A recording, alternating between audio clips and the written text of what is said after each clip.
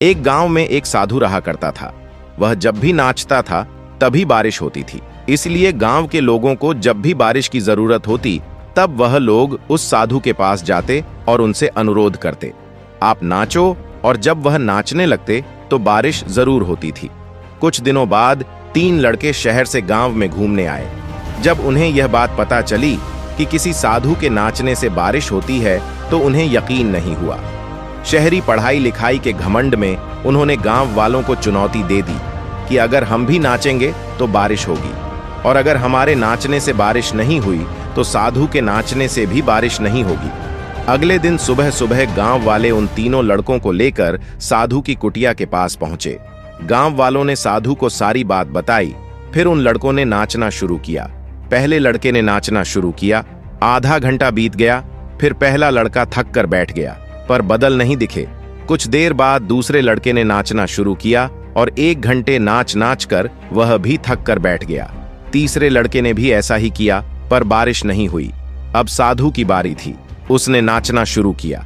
1 घंटा बीत गया, पर बारिश नहीं हुई। साधु फिर भी नहीं रुक, वह नाचता ही रहा।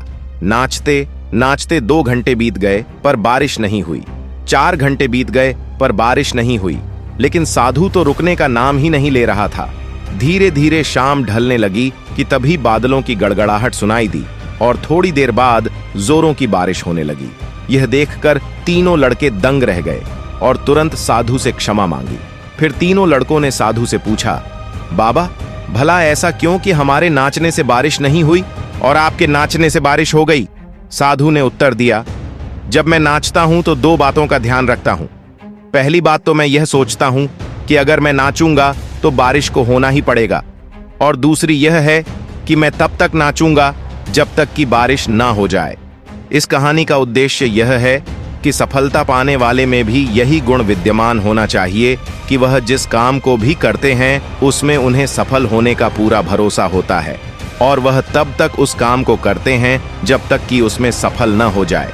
इसलिए अगर हमें सफलता हासिल करनी है तो इस साधु की तरह ही अपने लक्ष्य को प्राप्त करने के लिए लगातार कोशिश करनी होगी, सच्ची लगन से।